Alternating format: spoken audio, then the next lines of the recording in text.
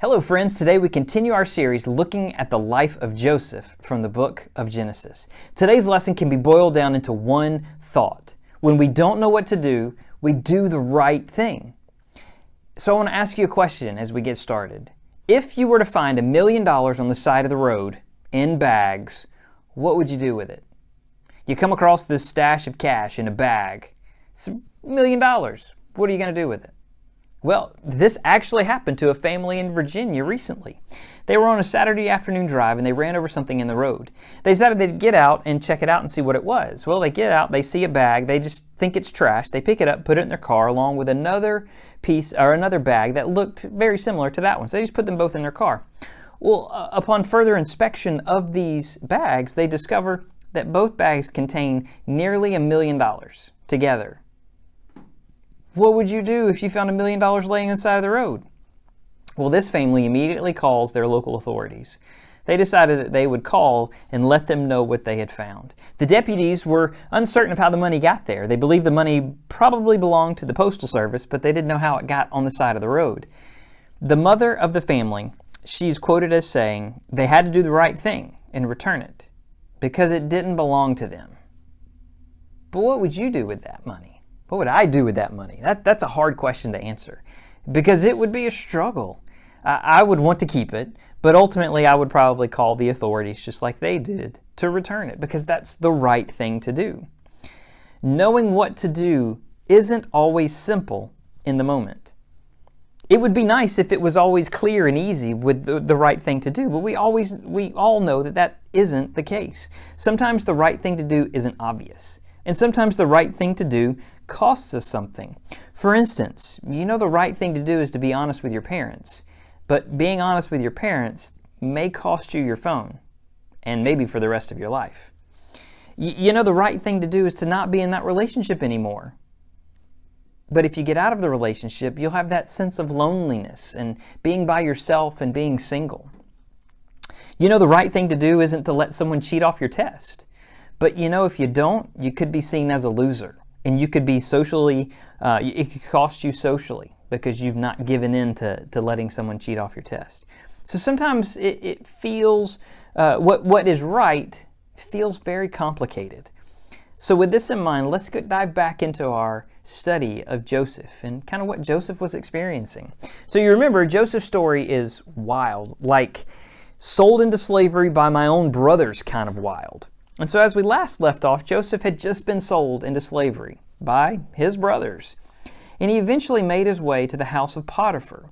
Now, Potiphar was one of the officials of Pharaoh.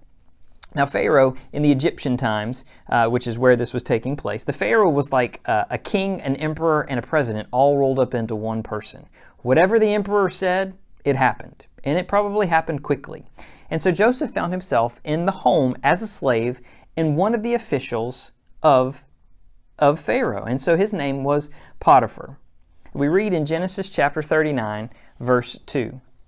The Lord was with Joseph. We talked about that last week, that throughout all of this, throughout all of Joseph's story, this one section of a verse is critical, that the Lord was with Joseph. And he became a successful man, and he was in the house of the Egyptian master. His master saw that the Lord was with him, and that the Lord caused all that he did to succeed in his hands. So Joseph found favor in his sight, and attended him, and he made him overseer of his house, and put him in charge of all that he had. From the time that he made him overseer in his house, and over all that he had, the Lord blessed the Egyptian's house for Joseph's sake. The blessing of the Lord was on all that he had in his house and field. So he left all that he had in Joseph's charge. And because of him, he had no concern about anything but the food he ate.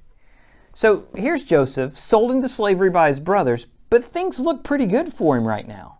Like everything that Joseph does, he succeeds at. He's put in charge of Potiphar's house. And so much so that really all Potiphar had to worry about with his house and his field was what he was going to eat, because God was blessing Joseph. God was with Joseph throughout all of this. But then things take a weird turn, finishing out verse 6 and into verse 7. Now Joseph was handsome in form and appearance, and after a time his master's wife cast her eyes on Joseph and said, "Lie with me." And so we can see two things from these two verses. The first one is that Joseph was a very handsome young man. And the second one was that Potiphar's wife, she took notice. She took notice of what a handsome young man he was.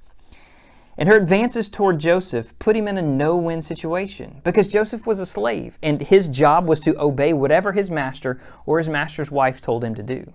And to refuse to do what you were commanded to do could mean severe punishment or even loss of life. But then she was also asking him to do something that would sin against his God. And if he were to participate in that, it would also be sinning against his master. And so Joseph was in this conundrum, this deep, what do I do situation. So what did Joseph do? Well, verses 8 through 10.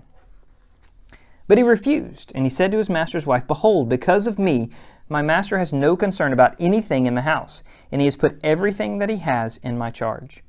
He is not greater in this house than I am, nor has he kept back anything from me except yourself, because you're his wife. How then can I do this great wickedness and sin against God?"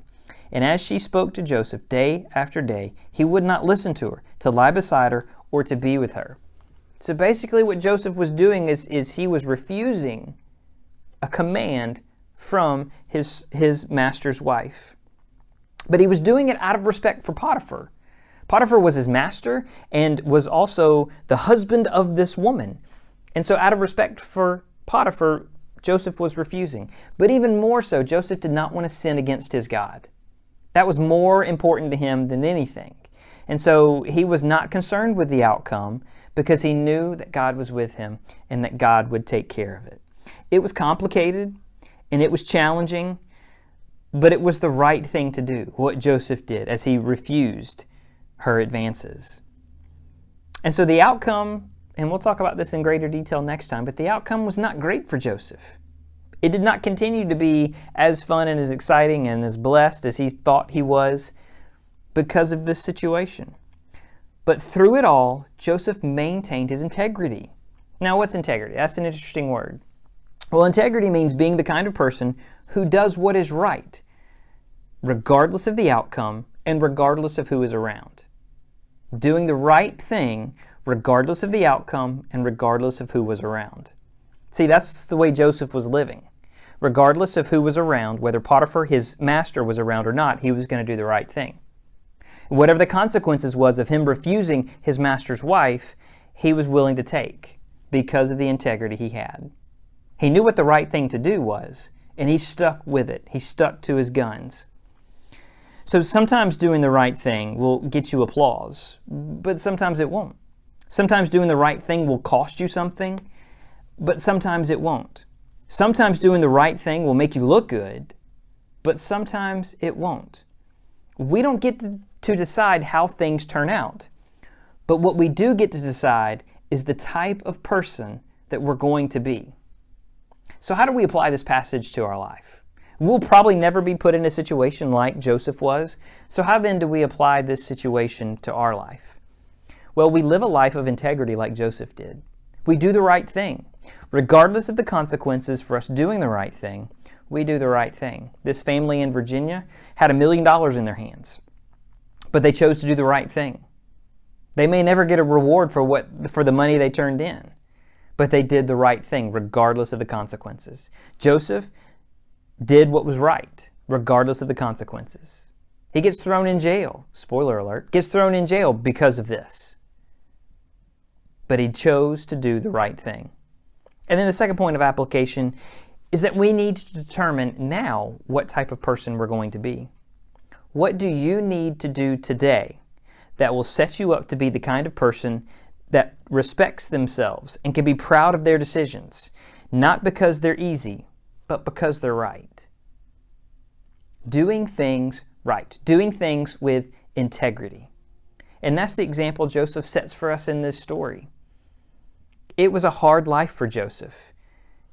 Starting out being sold into slavery, rising to the level of a great slave, being put in charge of almost his entire master's house, but then being thrown into prison. And we'll work through that next week and see how it all played out, because we've got to rest on Genesis 39, verse 2. that the Lord was with Joseph. And if we put our faith and our trust in God, then He is with us as well. Again, we may not know the outcome as we're living through situations. We may not know the outcome of living through COVID-19, but we know that the Lord is with us. We are His, and we worship Him. And out of that, showing our love to Him, we do the right thing. We live a life of integrity, just as Joseph did. And that's my encouragement for us today.